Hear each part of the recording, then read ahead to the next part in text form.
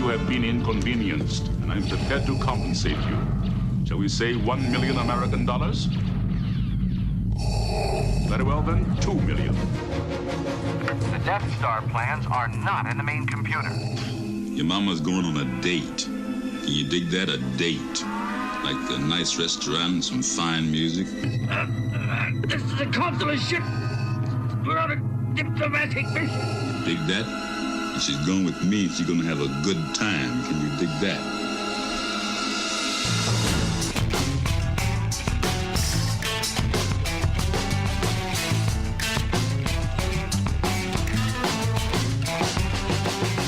Hey everybody, welcome to Too Much CGI. It's a brand new podcast we're doing here, everybody. Thank you for checking it out. It's the first episode, it's the pilot episode. Everybody knows that pilot episodes of TV shows aren't always the best, so give us a pass this time, if you don't mind.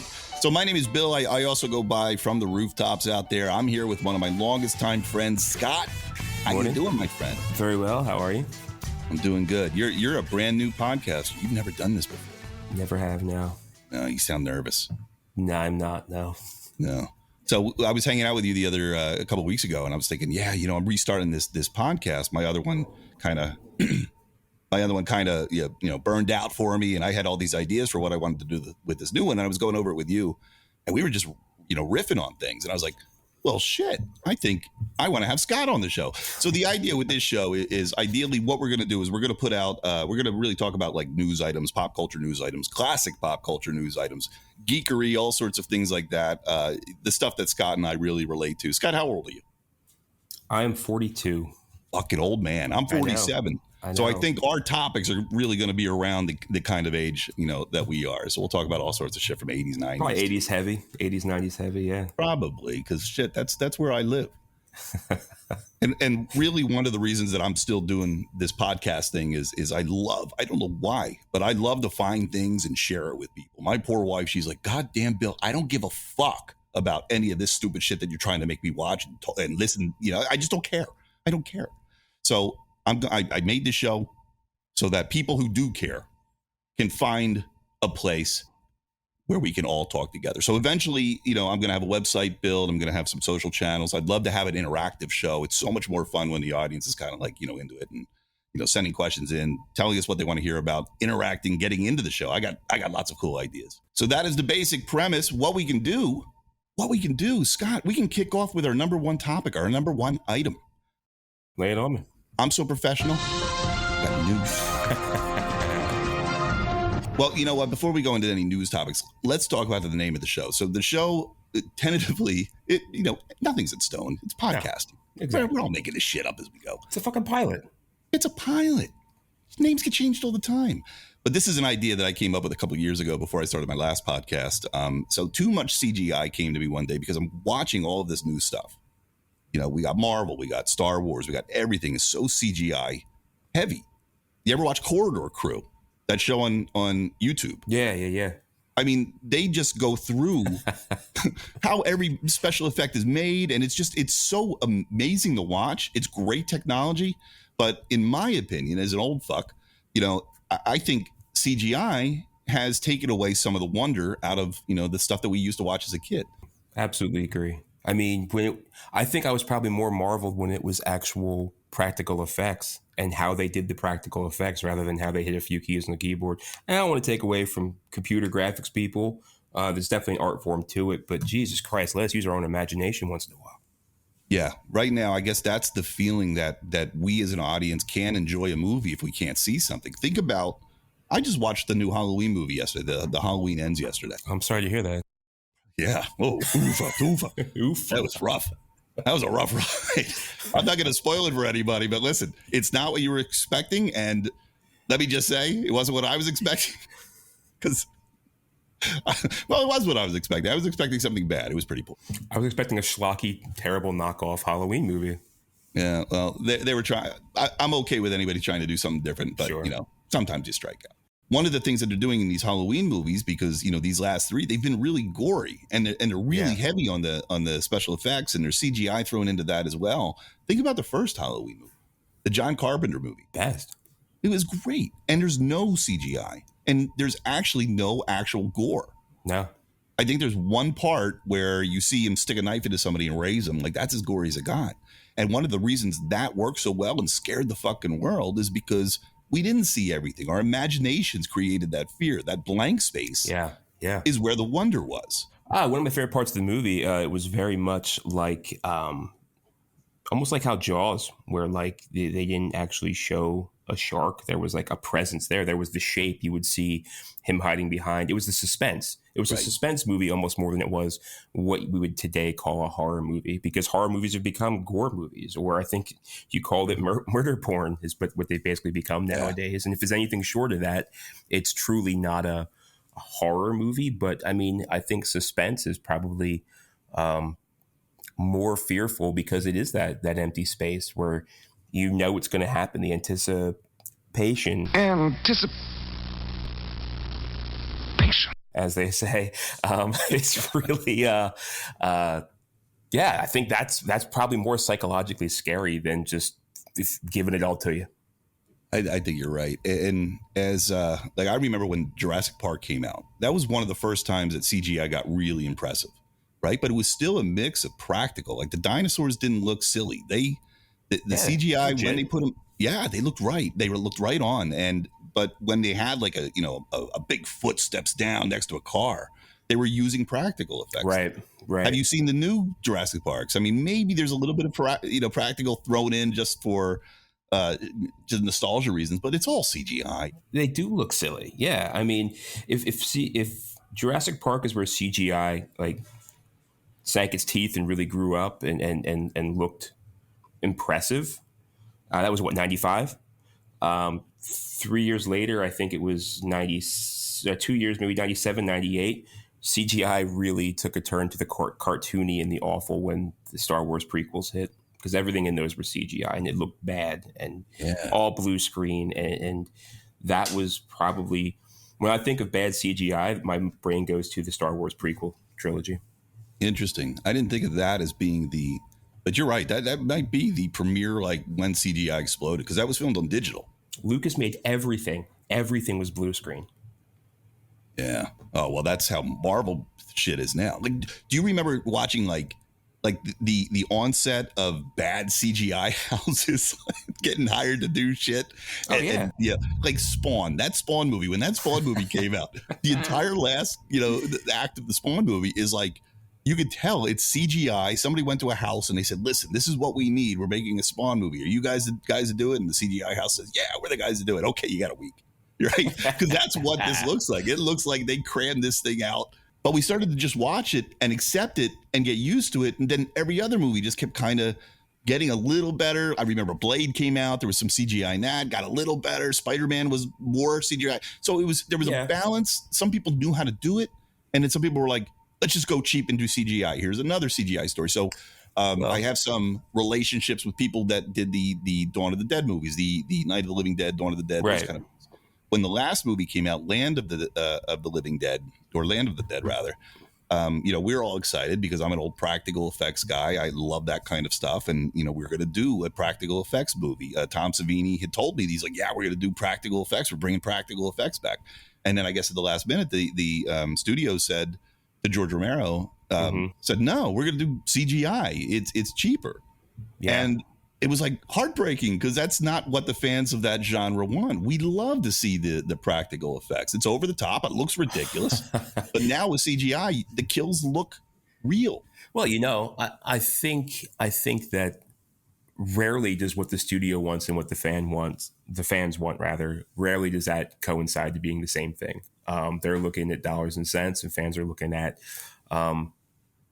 staying true to the story, staying true to the franchise. And people want to blame writers and they want to blame this. But a lot of it comes back to the studio and the producers and who's actually funding this. Because, if you have to hire 150 zombie extras to go in there and moan and groaning around, or you copy, paste, repeat, and you just have them all on a screen in the background, and you have like Lord of the Rings style battles where it's like, one model that's multiplied, thousands of times, what's going to be cheaper? You're right. That Spawn scene, man. It looks like some of the racing games we used to play. Like when you zip around the corner, you see the fans in the audience, and it's like the same, Yeah. same 5 models, shared 1,000 times. That's what it looks like in Spawn. Like all these soldiers in hell. It's like the same soldiers rooting. Yeah. I'll give you another one. Another CGI heavy title franchise that I can't stand. And I just tried watching it this past week. Transformers. Yeah. That Michael Bay thing was one of the most unwatchable things. And going back, being 80s kids, I was like, oh, shit, we're getting a Transformers movie. This is going to be legit. We got Optimus in there. We got all these people. And then I watched these things and like, it was so CGI and there were so many things moving and parts moving and gears. And it was unwatchable. I couldn't even tell what I was looking at. And then we watched it because it was the only thing we had that was Transformers on the big screen, aside from, animated series back in 85. But this was like legit live action Transformers. And they fucking mangled it. And but we watched it. I watched it and I was like, it's their first go around. They made like 6 of those movies total. I tried to watch the 5th one. I'm like, well, it had to have gotten better, right? No, just as bad as the first one. And maybe even looked a little bit worse. Like, how does that happen? How does technology get better and the art of it get worse? I don't understand. So I have a little insight into that. It's starting to come out now, right? CGI shops. I guess I work in the agency world. I work in the marketing world. It's basically there's houses all over the country, all over the world of specialized people that have certain talents within the realm of marketing.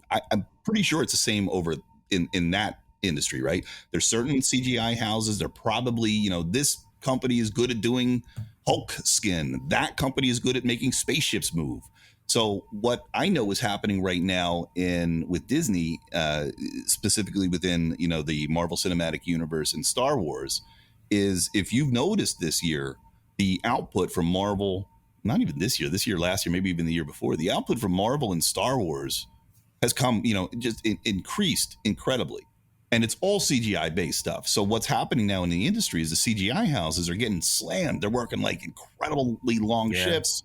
Yeah. They're starting to get frustrated. They're burning out. They're delivering things back to the director because they were hired to create a scene based on the director's recommendations and insights and, guidance and all these things. And he says, here's what I want the scene to be. And then he's, this house has to keep on talking to the director. Hey, are we on the right page? He's trying to make a movie. So he's probably not the easiest guy to reach. There's probably other people that help, okay it. But ultimately, at the end of the day, it's the director taking all of this shit coming at him. Okay, let's see what CGI house number 2 gave me. Ooh, shit. This is terrible. But I have to get this thing delivered to the studio. So that's why a lot of stuff is starting to come out and we're going, ooh, why does that CGI not look done? The new She-Hulk show, everybody's beating up the CGI and it's not great. It's a little ambitious. You can squint. If you squint, the show looks wonderful. And it gets better as it goes. And they're even going back and they're, the word patching, like software is busted, absolutely. Or they're patching the special effects on some of their older shows. So either they have started patching She-Hulk or they're going to start patching She-Hulk. I take the point of, hey, don't put the damn show out if it ain't ready yet. Don't, now we're going back and patching it. Right. But if these shops are so damn busy, then, they're spread too thin. And we're going to keep on getting these kind of things. The entire Marvel universe, to me, looks the same because everything is in front of a green screen. Sure. You said to me, hey, what'd you think of that nightmare, the fuck? Werewolf, yeah. Nightmare Werewolf by Night, whatever it's called. Werewolf by Night. You loved it. I did. I liked it a lot. I really felt that it took me back to old school, really Curse of the Mummy type vibes, that classic black and white. Also, I loved it was shot in black and white, but even if it wasn't shot in black and white, the cinematography of it, the character building of it, it was classic Universal monsters. Like I said, especially Curse of the Mummy, Revenge of the Mummy, things like that, really gave me those feels.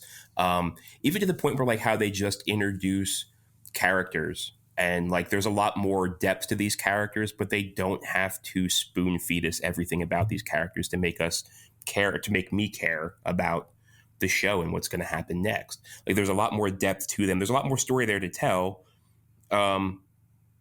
classic movies didn't have to have 29 different sequels or spin-off series or this or that to make you interested in the character. Back in the day, going back to Universal classic monsters, I mean, Dracula, like there was a lot more of a story between Van Helsing and Dracula that they really didn't have to get into to make you care about those characters. They didn't have to spoon feed it to you. And yeah, other movies came out over the years, but it wasn't like it is now where there's like guaranteed 5 more sequels coming out by next summer. Like nobody gave a shit about stuff like that. So it was depth. It was introducing characters in this room. Almost, I've read an article where it kind of compared it to the movie Clue, which I love the movie Clue, where they just bring in all these wacky, zany characters and they all come into this room for this one thing. And shit goes down, and some survive, and some don't. And it was like, yeah, no shit. That's a really good comparison, but really gave me the feels of classic Universal monsters, and I really liked that part of it. Well, let me ask you this. So that I get that that take, yeah, and that's why I was kind of into it. And I knew they were going for that, but for me, because everything was green screen, I saw right through it right away. So I didn't get that film noir feel. I didn't get that heavy handed feel. You said it was shot in black and white. I think if they wanted to really go back, shoot it in black and white film. Don't just shoot in digital. Good point. It was not shot in black and white. Black and white was added post production. I think it's a good swing. I like that they did it. I like that this year, Marvel and Disney are trying to do different things. I liked it. Came out. It was fine. It was self-contained. Yes. I don't need more of them. They're going to keep on doing those kind of little experiments like that. I guess it's good that they're taking different swings because we're all going to get bored if it's always the same. Yes. And here's the thing. It is self-contained. However, my fear is it was largely positively received by audiences and internet people and jackasses with podcasts, most of them. Those jackasses. But Marvel sees that. Disney sees that. Are they going to lead to this being connected to everything else? Is it soon no longer going to be self-contained? Is Man-Thing going to have his own fucking series next year on Disney Plus? Probably. Yeah. Let's move while we're talking about this. Let's segue into another idea or topic I wanted to talk about, and it's really about: are we getting too much of this stuff? Yeah. So that Andor show. Okay, I love Star Wars. I know you adore Star Wars. I love Marvel. I mean, that's so we're still in the same family when we talk about this, but that Andor show is the first of all of these shows that I finally had to punch out on. Now, Miss Marvel barely made it through. I mean, that was not made for me, that show. But I never started it. Andor was made for me, and dude, here's where I'm a little conflicted. It didn't feel like Star Wars at all, but that's what I'm also saying. They have to try to find ways to keep us interested. But for me, that went too far the other way. It didn't feel any bit like Star Wars to me, and the charm was gone. Yeah, no, I agree with that. Yeah, I mean, in the world of geekdom, Star Wars that's my domain right there. I mean, I'm a huge Star Wars fan more than anything else. I'm still watching it.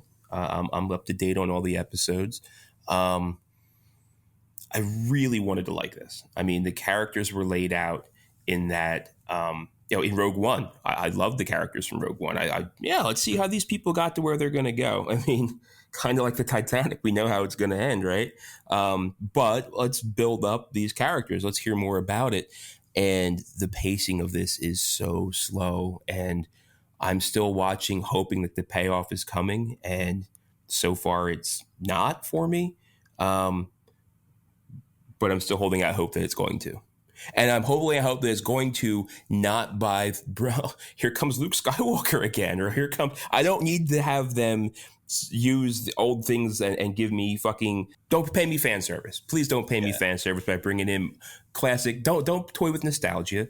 Write a good fucking story. Hook me on this.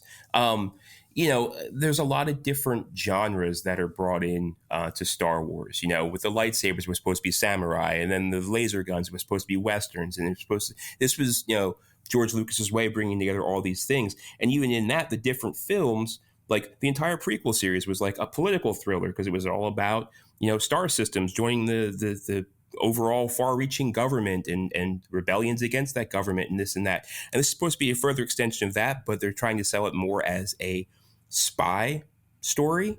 And I think spy story, I want to see fucking James Bond. I want to see like, cool, moving around spy type shit like that.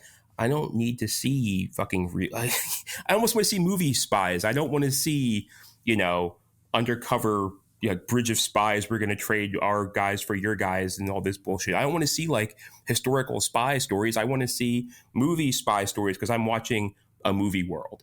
Yeah. It's that it's like that She-Hulk. It's She-Hulk Attorney at Law. It's a legal comedy.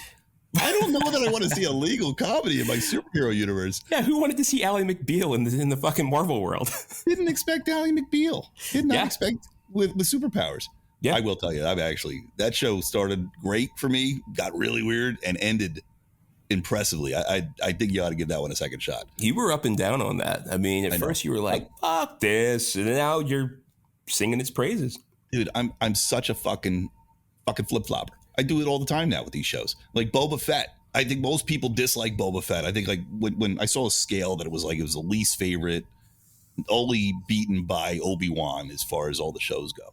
But, I'd be watching a Boba Fett episode. I'm like, this is amazing. Oh my God, it's taking me back to Return of the Jedi. Everything that's happening on Tatooine. Wow, you're filling in the blanks. And then there'd be another episode and you're like, ooh, this one sucked. That was really bad. Holy shit, I think this show's terrible. Then another episode would be like, wow, that's great. There's a lot of shit that went wrong in that production. I don't know how much you know about it, but it's I know quite a bit. It's just up and down with these shows sometimes. I'll tell you what, here's a hot take. I never gave a shit about Boba Fett in the first place. Even from Return of the Jedi. Most people are like, oh, that guy is great. And I'm like, I'd rather hear more about anybody else. This is why I loaded the song Scotty Doesn't Know from your road trip. No, I don't claim to know. These are my opinions. I don't claim to be an expert on anything. These are my thoughts, and I'm going to give them to you.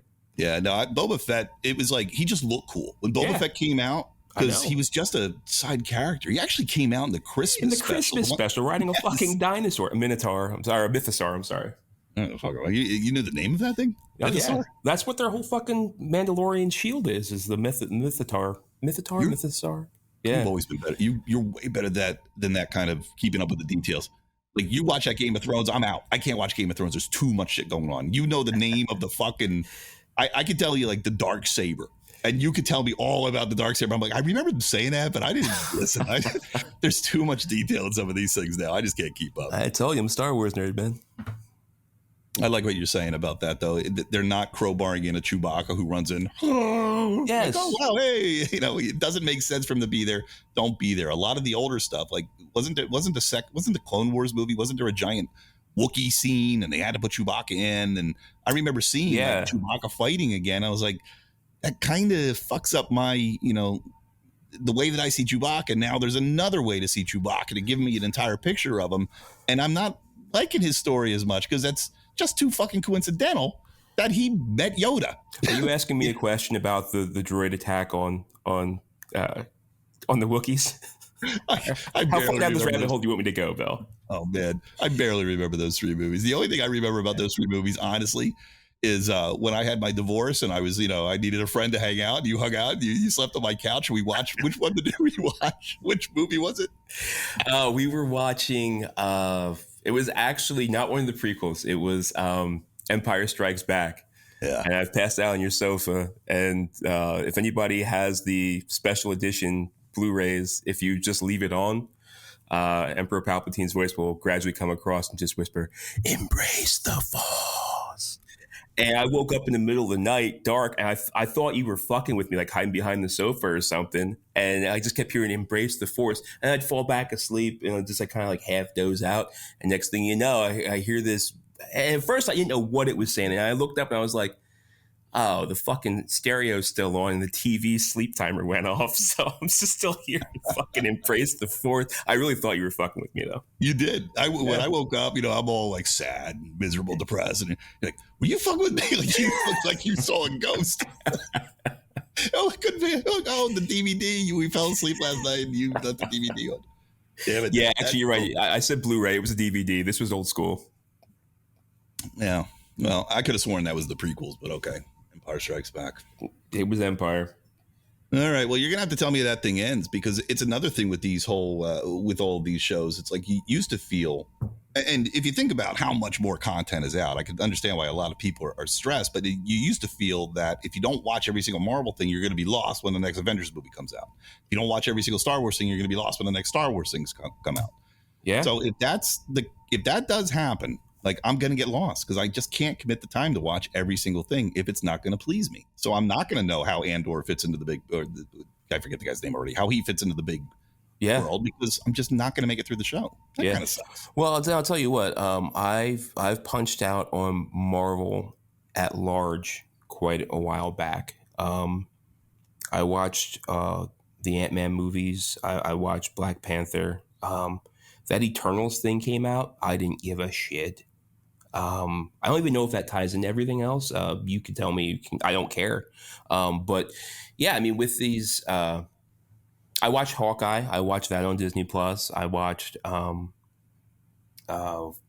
Scarlet Witch, or whatever that was called. What about Loki? I watched Loki. I like Loki. Okay, Falcon and the Winter Soldier. I did watch that. Yes. You said you didn't watch Miss Marvel. Didn't watch Miss Marvel. She-Hulk. No, didn't really watch it. But like Thor, I never saw the first or second Thor movies. I saw Ragnarok. I didn't see the newest Thor movie. I don't think I'm missing out. And they're live. Oh, you know what? I didn't watch the newest Doctor Strange movie. I watched the first one. Yeah, you really are punching out. These things should be self-contained. And I know that you can't put that toothpaste back in the tube, right? Marvel's at the point now where, like, you're right. If I'm running a race with without a leg. I mean, I'm running a race without having, that's a terrible analogy. But anyway, I'm coming into this way far behind by not having all this other stuff coming in. But like, guess what? I'm not the only person that's kids coming up now. This may be the next Marvel movie that comes out, may be their first Marvel movie. Are they going to have to go back and catch up on fucking 20 years of Marvel movies to catch up to this? How are you going to keep a fan base going? Or are you just going to keep fucking pandering to the people that you already have hooked? That's a terrible business model. Yeah. Yeah. In 2030, as parents, we're all going to have to make the decision. Do we want to put our kids in school or put them in front of Marvel cinematic movies for sixth grade? Play. I mean, kids are raised by television now anyway. How do you think I have time to do this podcast? Yeah, I know. Man, fuck, I was totally raised by TV as a kid. Like, when I look back at it, I just think about how much A-Team and Hardcastle and McCormick and Airwolf and like I just even Leave It to Beaver. I mean, I watched it all day, all night, cartoons. Like, we were raised by TV, absolutely. Family, Gilligan's Island, Munsters kind of guy growing up. So that's what kind of brought me up in my television. Yeah, kids being raised by television is not a new concept. We're not the first generation. We will not be the last generation. Difference is now television's on cell phones. Everything's a television. Anything with a screen's a television. So kids are even probably more so raised by television nowadays. Well, now they're being raised by YouTube. At least when it was raised by television, it was an organization of people that had some kind of standards. At least, they thought they had standards. Now, questionable standards. Yeah. Now everybody's watching anybody, some fucking dangerous dude somewhere saying some dangerous thing that nobody's, there's just no fucking, who knows? It's probably worse that kids are being raised by YouTube. I probably watch more YouTube than I do actual television myself. Yeah. Because you can really you can tap into your interests and like, you want to watch your sports teams. You can catch up. You don't want to sit and watch a 4-hour baseball game? You can watch a recap on YouTube. You want to learn how to make a brisket? You can watch 18 guys that are fucking award-winning pit masters on YouTube and just copy everything that they do. It's really a great go-to. But to your point, there's also some jackasses out there. You're not wrong with that YouTube. I mean, so I do, there's a lot of things that I do. Professional photography is one of them. I love to make art and trying to get out there and let people know I've got a decent following. But it's like looking at what I do, I think it's special. Some people think it's special, but now everybody's doing what I do because there's YouTube videos teaching everybody the secrets. I mean, it's just, so the art has changed.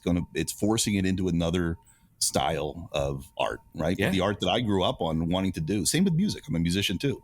The stuff that people are laying down with samples and they just sing over samples, they mix it really well. The technology that they have now in the box with everything that you can do, you just make these songs now with your laptop. Billie Eilish, I don't know how much you know about Billie Eilish, but her songs sound great. They're made on a fucking laptop in her brother's house. I know. And it's like, if it's that easy to make amazing music now, The future is going to change. Technology is definitely going to change the way that, some of the art is. But YouTube has really just exposed all the secrets. I know how all CGI is done because of that Corridor Crew show that I was talking about. Too much CGI. Too much CGI, which I always say tongue in cheek because I know good CGI I like.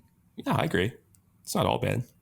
All right, so let's switch topics here. Yeah. What did you hear about this? Since we're talking about Star Wars, did you hear?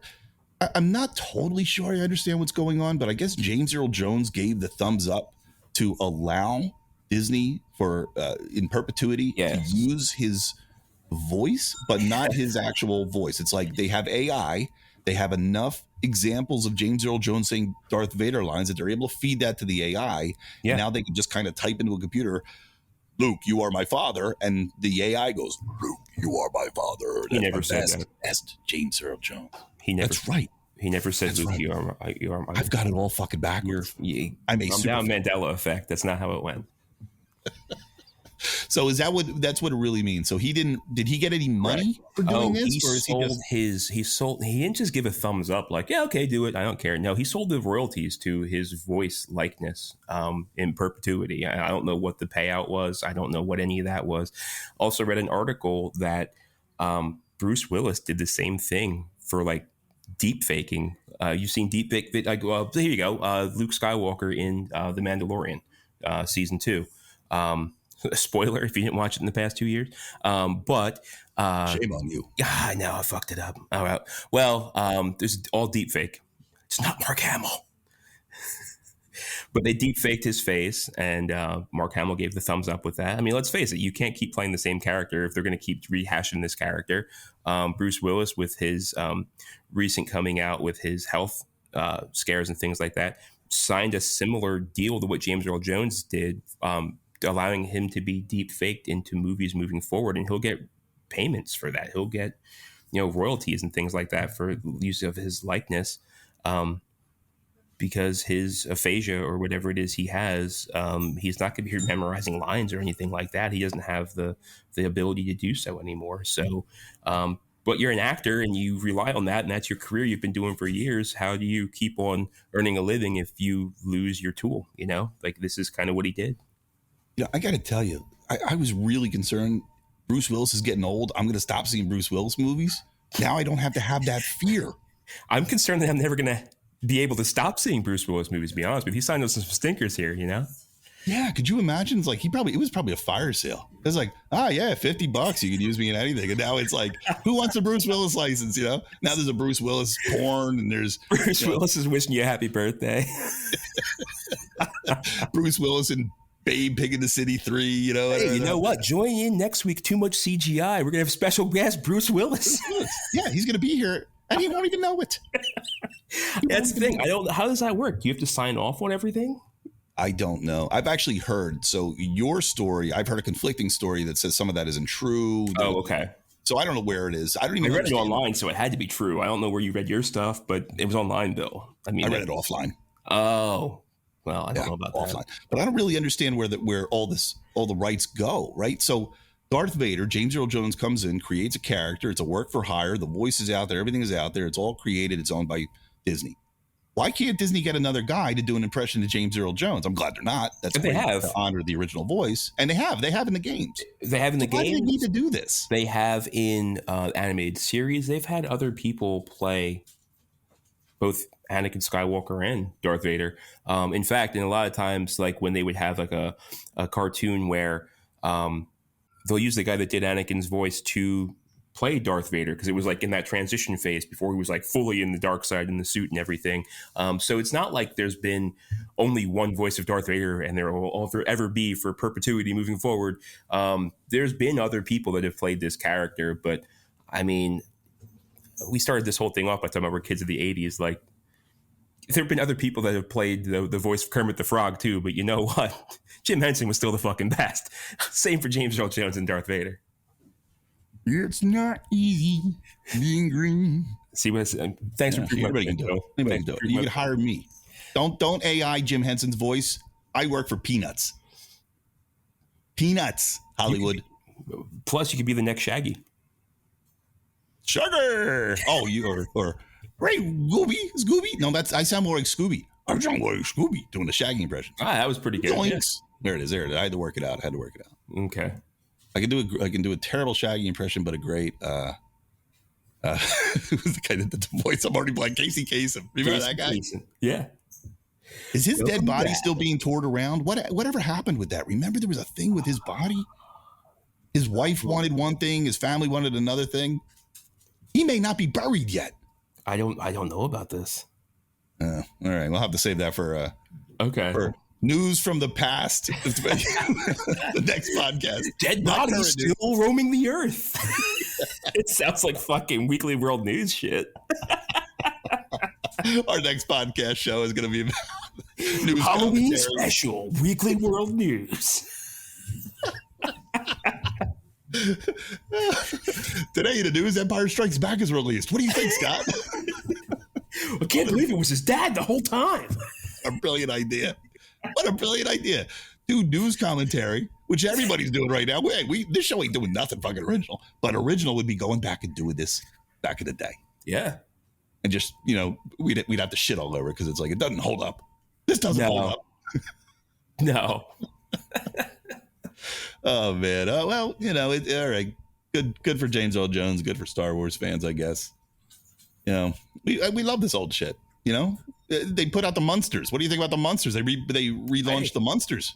I told you, man, that was one of my shows growing up. And and I really like Rob Zombie. And I really wanted to like the Munsters. And I sat through 45 minutes of that fucking schlock. It's just like, oh, come on. And then there was this point in the show, and I'm not going to get all into it because people still might be wanting to watch it, but there's a point in the show where everything turned. And I was like, I get it. The original show was like campy and hokey, and it was 60s. And this is kind of recreating that for me. And like, I can get into this now. Like, okay. And it lasted for me for like 20 minutes. And then the fucking end of the movie comes, and it's just like, dang, stop. All right, it's over. Yeah. And I was like, that was not a story. There was barely a conflict. The conflict was, your father-in-law doesn't care for you. Well, yeah, this wasn't exactly Romeo and Juliet here. No, this wasn't high art.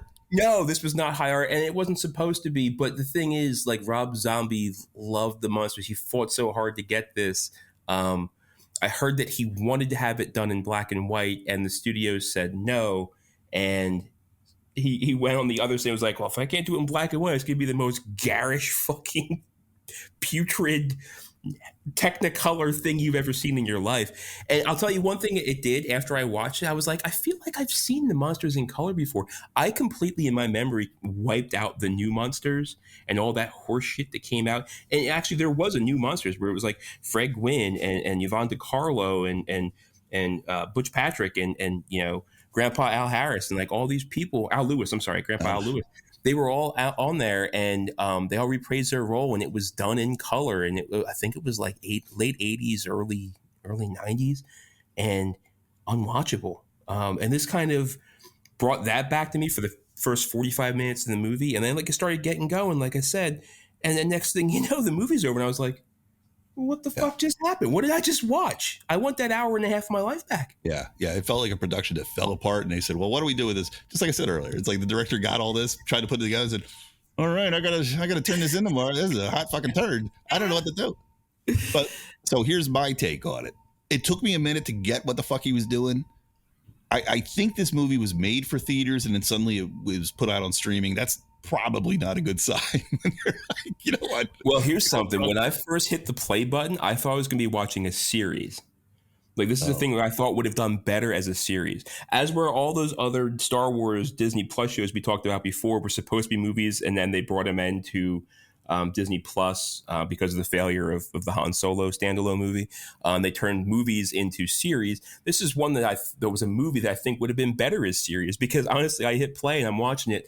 Like I said, I'm 45 minutes in. I'm like, how the fuck long are these episodes? And I hit the up button to see. And I was like, this is an hour and a half. This is a movie? What the fuck did I sign on for here? Yeah. There wasn't a story. No. Spoilers for anybody that's seen the Munsters, but there's not a story. But what I think was fun, what I started to figure out is, here's a production that doesn't really want to adhere to like traditional cinema, kind of storytelling. It's like, hey, we just want to show you some wacky shit, right? It happens. Rob Zombie's very visual too. He's a decent director. He knows how to edit, but he's got a lot of cool visual ideas. He's not a great director with story. He can't he can't move the pace fast enough for me and shit like that. But if you say, all right, this is Rob Zombie's attempt to just create an hour and a half of eye candy for Munsters fans who like his style, that's worth the $9.99 a month streaming. Like for me, that means the movie worked. But it's not the type of movie that people, I think, are expecting. They're expecting the traditional story. And maybe that's why you didn't like it, because you were going into it maybe hoping you were getting a traditional movie. And it's just eye candy. I don't think I was expecting a cinematic storytelling, because I was expecting a half-hour sitcom type story. I mean, basically, that's what it was. I mean, The Munsters was a sitcom back in the day. It was what's that movie? Or what's that show? It was like not Patty Addams Duke. Family. Yeah, but so it's funny. The funny thing, Addams Family came out 1 week exactly before The Munsters did. Oh, really? It was only 1 week earlier than The Munsters. And I think studios were rushing to get the new creepy family thing. But it was like Mary Tyler Moore, but with monsters. And it was like, oh, monsters live normal lives, but people freak out when they see them. And there was a little bit of that. And I kind of started to enjoy that when they brought it to this Rob Zombie show. But too little of that, too late into the show, and then no resolution to anything at all. Yeah. I will say I did. He grew on me, whoever the actor was playing Herman Munster. It took me a while because you got to get Fred Gwynn out of your head, who's iconic. When this guy came in, he's like, I'm going to do a little bit of a different take on it. And it was interesting. I enjoyed him after a while. Yeah. And, Lily, Soleil Moon, what's her name? Soleil Moonfry. Yeah, that's right. Yeah. Right, Soleil Moon. No, it's Moon Zombie. What's her name? Damn it. It's Rob Zombie's wife, not Soleil Moon. Yeah. It's not her. It was Punky Brewster. Punky Brewster is not. Right, that's right. Okay. All right. There goes my 80s thing coming out. Rob Zombie's wife, and I don't want to do that to her. I just can't think of her name for anything loud. But there's some words like that in there. Moon Zombie. Sherry Moon Zombie. Sherry Moon's there. Thank you, Bill. Thank you. She was doing one of the best Yvonne DiCarlo impersonations I've ever seen in my life. Yeah, it was great. Cool. It was nothing original. And honestly, the guy that played Grandpa, he kind of tapped into Grandpa Al Lewis here and there, but he still brought his own thing to it. But yeah, to your point, the guy that played Herman really kind of made it his own, but still gave you feelings of this is familiar. Yeah. But yeah, man, funny. It was funny. There's one part where they just cut to him. Suddenly he's the lead singer of a psychobilly band. Yeah, he's telling jokes. And I was like, this guy's awesome. Like, this Herman is great. And then out of the blue, like, he'll kind of be talking. He's like, yeah, I don't. And then you hear him go, ha, ha, ha, ha. Like, all of a sudden, you go back into the old monsters. I liked it. I'm telling you the truth. I saw it twice. I like the monsters. It's like he was playing a 1960s punk rocker, like in the underground clubs, and like he's over in Transylvania playing these underground like death metal clubs, but not death metal, but punk rock clubs, and he's up there just like rocking out and telling horrible schlocky jokes, but it was funny. I enjoyed it. I don't know why I enjoyed it. Last night I watched that new Halloween movie full of fucking death and murder porn. Give me the monsters. Maybe I'm just fucking too soft for this world. Give me the monsters any day over that. Yeah. I love. We'll talk about it one day. I love horror movies, but I love monster movies. I like the monsters because they're superheroes, or they're super villains. It's like Freddy shows up, kills a couple people get together and finally, beat up the bully. That's the story I like. Right. So, watching Halloween yesterday, I was like, oh my God, this is just feeling so bad for all these people that are just getting diced up, and it's just like, who cares? We're fine with it. Society's evil. Yeah. Speaking of light and fluffy stuff, speaking of society might be evil, I got a new item here. Dahmer. Nice transition. Nice segue. Dahmer becomes one of Netflix's biggest ever hits. Yeah. 300 million hours racked up in the second week. Yeah. Okay. I watched about 10 minutes of this thing and said, this is a dark motherfucking show that I don't think my heart wants to see. Mm-hmm. And my wife stayed with it. She comes back and she goes, well, I know why he's this way now. Yeah. I'm kind of feeling bad for him. Interesting. We're feeling bad for Dahmer. So you watched 10 minutes more of it than I did. But after talking to your wife and after talking to my aunt and after hearing these women in my office talk about very similarly, like, oh, well, he had trauma and he had abandonment issues. And I can conceptualize why he would be okay. Not be okay because he had some remorse. He didn't want to do what he was doing, but he didn't know another way. Motherfucker, a lot of people have trauma in their history. A lot of people have mental health issues. A lot of people out there are struggling, and they're not all eating people that we know of. But there's only been, and the other thing is, like, when I saw they were making this, I was like, I remember I was in high school. It was like 95 when all this shit went down. And they were like, there's a guy out there eating people? Like, what the fuck world are we living in? And, like, it was sensationalism, and it was really... sensationalism. It was one of those court stories where the media really got a hold of it. And everybody was like tuned into it. Okay, so it wasn't O.J. Simpson, but it was certainly something people were paying attention to that normally would just be a blip on the radar and not get. But this is a guy eating people. You tend to remember that. That tends to get viewers, clicks in today's world. But I remember all this going down, and I was like, I don't want to relive that. I don't want this guy to, be made a celebrity. And now I'm reading all these articles where people are like, oh, they're showing this from the victim's perspective, and they're not trying to give celebratory status to Jeffrey Dahmer. But guess what? When I'm hearing people talk about this, if that was their mission fucking failed because they missed the mark. If people are trying to understand and say that they can see why he did what he did, that's almost normalizing what he did. Yeah. And it's like, I understand that we have to be as a human, what are we? Are we humans anymore? We're all some kind of human, I guess. Where I don't even know. There's some lizard people out there, I'm sure.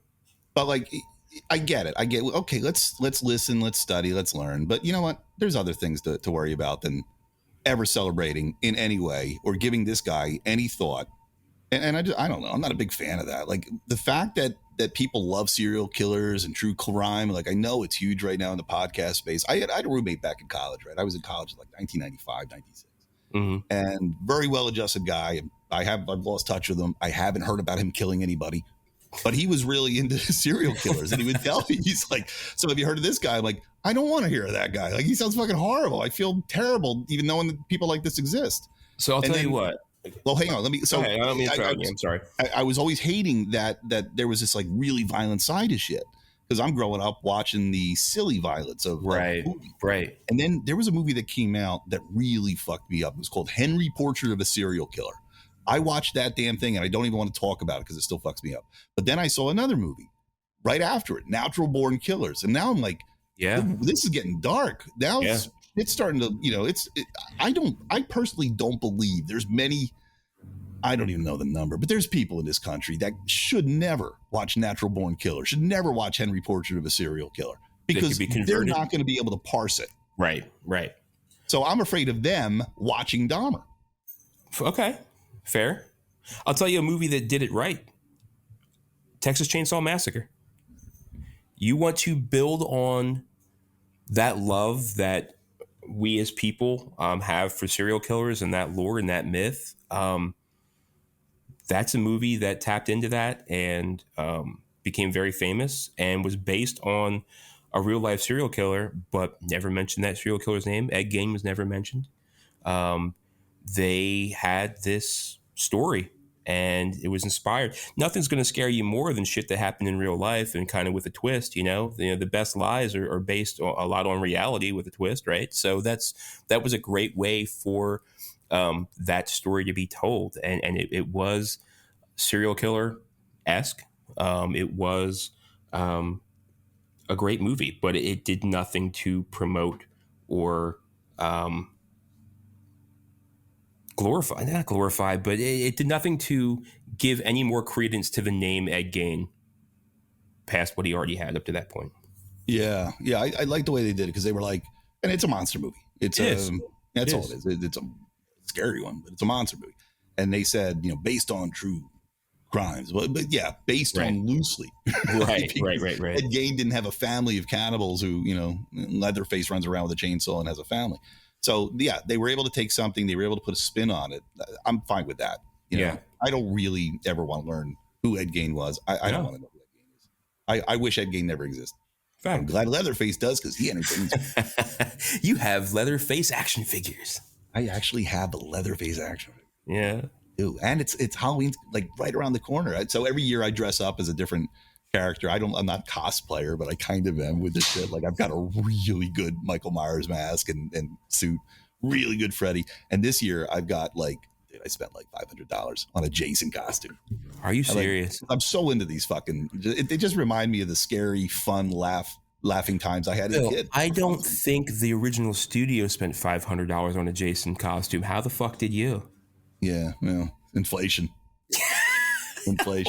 Well, as we're cruising along, I think we had a really great episode, Scott. Let's wrap this up with a surprise little segment called "What are you excited about?" I didn't even tell you we were going to do this, so I'm going to give you some time to think about it. What are you excited about? I'm going to tell you what I'm excited about.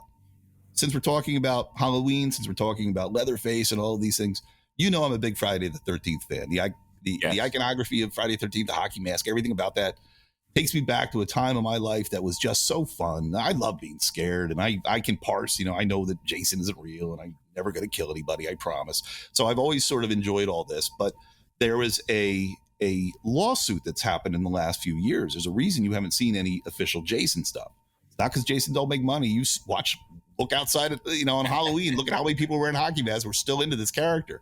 Yeah. But what had happened is Sean Cunningham, who directed and I think produced the first one, hired a guy named Victor Miller. Okay. Victor Miller is the scriptwriter. He said, write me a movie. We're going to go try to cash in on Halloween and the success they made, being low budget, making a lot of money on the back end. So we want to try to copy that. So this Victor Miller goes and creates a story, and it's a story of a kid who drowned. The mom goes around and kills everybody, right? Because she's trying to get revenge for Jason. At the last second, like they said this in the movie, they're like, how can we end this movie? Why don't we do like a jump scare at the end? So at the last second, the final girl's floating around the boat. She survived, the mother of Jason. Oh my God, she's going to survive. And then Jason, a kid, kind of like he's been sitting at the bottom of the lake forever, jumps out and grabs her, cut the credits. Okay. So that was the jump scare. Now, the next movie comes. They're like, this fucker made so much money. We killed the mom, fucking head cut off. So somebody goes, well, the kid that jumped out of the lake, make him the killer. And then I guess they were like, well, we never really said it wasn't a dream. Like it was kind of a dream scare at the end. We didn't really say it happened. Okay, we'll do it. It's money. So now, the next movie has this big guy. He's wearing a bag on his head because he's not wearing the hockey mask yet. That didn't come till the third. All right. So there's a dispute between the writer, that Victor Miller, who says he owns Jason and owns the creation, should have some rights to it. And Cunningham, who says, I paid you to write that. Right. I own that. Right. So that court case has been going on for years. It just ended, and somehow Victor Miller won. So the guy that was hired to write the jump scare is the owner of Jason? He has, I don't know how much say he has in what happens to the character, but he's going to start getting a lot of bread for Jason. He didn't invent the hockey mask guy. Right. But somehow he now is part of what Cunningham is to Jason. So I guess they both have to decide together what happens next. Now, what am I excited about? Yeah, they're not friends. Yeah, they've been fighting in court. You know that fucking cameo.com where you can go to Cameo and get your happy birthdays and yep, you get a happy birthday from a celebrity. By the way, if you haven't been on there lately, talk about the D-list celebrities in the world. Like if you thought there were maybe 50, there might be 1 billion, and they're all on Cameo. Want to wish you good luck on your prostate exam. Signed 18th person in the cast of The Office. Oh, great. Okay. All right. Thank you, whoever you are. Jason's going to go Cameo. I'm sorry. So Sean Cunningham has a cameo, and it says on his thing, producer of the Friday the 13th movies and the upcoming number 13. Oh, that's how they announce it? That's how he announced it on his fucking cameo. Is Victor Miller going to write it? I don't fucking know, but I'm excited. That means that there's some Jason content coming out. you're not a big video game player. You and I were video game fiends forever, but there's a Jason game, a Friday the 13th game. We played that. We played that. Did you come over and play that? Oh, yep. We played that. You know why that went away? Because of the lawsuit. I didn't know it went away. Yeah. They stopped supporting it. They weren't allowed to add new maps. They were really, people were into that game. Yeah, and it had to die. Now that team is actually taking the entire game, the entire model, and they just respun it up as a Texas Chainsaw Massacre game with the official license. So basically, that game's being released. Just now, it's Chainsaw Massacre and not Jason. Well, so I mean, that's I'm excited smart to see what move for them. But yeah, I mean, hearing that there's more Friday the 13th coming out, I feel like the lawsuit, hearing the way it panned out, I'm sorry, for the plaintiff, sounds like they would have kept that video game going with the amount of people that were playing it. He would have got even more royalties because now the gamers are out of game. Well, Friday the 13th game, and they're out any more royalties than what they would have had. So it seems like, can't we all just get along? Yeah. One of the cool things that was happening is and I've got some friends that do it. One of my good friends, Amber Hoffmeister, she was in the last Jason Friday the 13th Vengeance 2 thing that just came out. Like, it came out the other day, and they can put out these movies that are 1.5 hour, 2 hour movies. They can use all the characters. They even go back and get some of the actors because nobody's looking for them right now, so they're pretty cheap. Right. They go back and get the guy that survived, part 3 for $100 to show up and do a scene. Wow. But you can go and sort of still see your Friday the 13th stuff made by fans. It's not always great, to be honest, but at least it's like a love letters that constantly come out, and they're allowed to make these movies as long as they don't make money on them. Yeah. So now that the real Jason stuff is going to come out again, we'll see what happens. My fear is they try to do what they did with the reboot. It's like, here's what people like now. They like fast running, scary Jason's chase. But we are fans. We love the nostalgia. We love the shitty ways these movies were made back in the 80s. That feel, I really hope they don't go with that new, what I just saw, this Michael Myers. Let's just change it. I want what we love. I want to see a love letter to what we love, done in the highest standards, done with the best quality that a studio can give. Don't fuck with it too much, please. Just give us one. So you want the fan service? I want the fan service here. I don't want them turning it on its head, and turns out Jason the whole time was an angel, and he was here to kill the devils, and the teens were the devils. Like, you can do whatever you want with this story. Just don't. Just keep it, in line with the campiness of the real series. Well, and that's something to be said, because they're only doing like one more Jason. You want it to be done the right way with, staying true to the character and doing it. With Marvel and with Star Wars, going back to what we were talking about before, there's another season of this or another season of that coming out every other month. It feels like you can be experimental there, but if you're only going to do one more, like you are with Friday the 13th, then do one more for fan service in the right way with good technology, but still keep it campy, keep it true. Yeah, and I'd even say, don't be afraid to make your HD 4K motherfucking blah blah blah. Make it look old and filmy. Oh, that's cool. That would be neat. Yeah, we want that aesthetic, but nobody wants to destroy, HD with, old fucking emulsion looking shit. Yeah. I don't know. That's what I want to see. I want to see a real love letter to the true franchise. Yeah. What I'm excited for? Yeah. I want to see what Ryan Reynolds and Hugh Jackman do with this Deadpool 3. They've been teasing Hugh Jackman coming back, and everybody was like, "Oh, Hugh Jackman's done. Logan killed him. He's done." And they're talking about this person's going to play Wolverine, and here's some fan art of this actor playing the character of Wolverine, and like, oh, that'd be cool, and then they just come back and do this blow by teaser trailer where Ryan Reynolds goes, "Hey Hugh," he's like, "Yeah, you want to play Wolverine again?" He's like, "Okay." Like, that's how they announced it. I was like, that's fantastic. Like, I want to see that. And for someone that's kind of walked away from Marvel, this is something this will bring me back in. I've got thoughts on this, man. Do you think, all right, did Hugh Jackman he must have been like, I'm done doing Wolverine. I'm getting older. I don't feel like working out anymore. I'm so big now, I can do whatever I want. Then he goes and does The Greatest Showman at Bob's, and then pandemic hits and nobody's hiring anybody. Now he's like, oh shit. Guess I'm going back to Wolverine. I think Hugh Jackman, the world's greatest showman. Okay. He's a big musical guy. I think that's what he loves. That's where his passion is. Wolverine's what's making the money, though. I don't think he's doing this for money, though. I think he can live a good life without acting as his role again. Is he going to work out? Yeah. could I see Deadpool doing something like having Wolverine come back as like the bright yellow and blue 1993 Wolverine with like fucking bat nipples, like George Clooney did in Batman Forever? Like, yeah, maybe he doesn't have to work out that much because Deadpool's that, fourth wall breaking, tongue in cheek bullshit where they can just like do something and make fun of something else by not having him hit the gym 365 days a year, 24/7. Yeah, I gotta know. Like, I wish I was friends with Hugh Jackman to just be like, tell me the real story. Like, was your agent just calling you all the time going, what do you got for me, agent? Well, again, they want you back as Wolverine. It's either that or Real Steel 2. And for fuck's sake, I'll do Wolverine again. Or do you think maybe, because those guys are friends and they have teased this for so long, maybe they actually knew they were reuniting for years, but now because of the pandemic and everything getting shuffled, they just had to wait for the right time. Here's another thing I'm curious about. So Disney, they make these giant announcements at Comic-Con and D24 or whatever, D23, whatever that is. So to me, it's just other things that I'm not going to go to. Right. So why didn't this get announced there? Why was this announced by Ryan Reynolds in his own kind of way? Now, Ryan Reynolds owns a digital marketing agency. He's got a lot of other businesses, so he gets to make his own shit. Oh, yeah. He probably made that commercial. I'm surprised Disney didn't say, we do things a certain way here. And your style of these Deadpool things, that doesn't fit with us.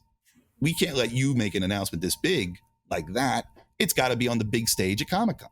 And it wasn't. It came a couple days after. That was strange. I feel like this is a character. If there's ever a time where an actor brought a character to life, Ryan Reynolds brought Deadpool as a character into existence, almost as penance for how bad he fucked it up in Wolverine Origins. He even did tongue in cheek about that with the action figure in the Deadpool movie. He wanted to redeem this character. He had a lot of feelings for this character. He wanted to do it the right way. He wanted to do it R-rated, and he got that. And all that went down before Disney, and now they're bringing him into the MCU, which is something where I think he probably feels they don't really care. He keeps playing this character that he enjoys and that he brought to life. And maybe they tried to be like, no, we're going to do this at D23. But like the D23 crowd, these people are going there to hear about what new roller coaster they're going to put in the Magic Kingdom, or they're going to hear this. Like, I don't think that would have been the venue for Deadpool. Comic-Con, absolutely. I think Comic-Con people might even respect him more for not making a huge spectacle thing. It's almost like a throwaway. It's almost like on character, on brand for him. And for Deadpool. Yeah, actually, that's a good point. That definitely is on brand for him. But I don't know. It's just interesting that Disney let something happen like that. I just didn't think they would, and I'm glad they did. They proved that they know what the fans like. We love those little Ryan Reynolds drops when he drops anything Deadpool related. So I'm really glad he did it that way. I just thought it was interesting. What if Disney tried to push him and said, you know what, if we don't do it this way, then I'm not going to play Deadpool for you? Yeah, they might go, who cares? We got She-Hulk. She breaks the fourth wall, which was I struggled with that because in the comics, she breaks the fourth wall too. So they did that in the show. And when she started breaking the fourth wall in the show, I went, oh man, see, I wanted Deadpool to be the first one to come and do it. But are we going to have two people now that break the fourth wall in the Marvel Cinematic Universe? I guess so. She-Hulk's the way of the future. She-Hulk is the way. This is the way. This is the way. Scott, this was a fun show, man. Yeah, but absolutely. We are an hour in and I'm exhausted. Right on, man. You're going to learn. When you get my age, 47, that's senior citizen now. Yeah, that gives me 5 years, bud. If I stand too long, people just start throwing dirt on me. Live while you can, damn it. 47 is the new 83. Get real tired. But thank you so much. All right, everybody. I hope you enjoyed the episode. Again, I don't have any way for you to reach out to us yet. New website is coming. Graphics and logos and everything are being designed. Social media being built. So if you like the show and you want to keep on hearing more of it, tell your friends, right? Because we all know geeks like us, and there's no way that any new podcast right now, it's almost impossible to get anybody here about it without throwing $1 billion in advertising. There's just so much shit out there. So we really are hoping you like it and tell your friends, and let's try to create a little fun thing together. Everybody, And this is where in post, I'm going to put the ending music and thank you so much for checking. Check us out, subscribe, punch subscribe, click the like, do all the blah. And we all that chaos. We're not afraid to beg. We're begging. We're not. Sure. We'll do what we got to do. Above that. We're going to do the next show naked. If that's what you need. Now, we're only podcast. We're not video, but God and I don't know. We see each other. Oh, you know I'm naked right now. Oh, I see you. I see you. Do you think I thought you were wearing just a peach shirt there? Mm-hmm. Mm-hmm.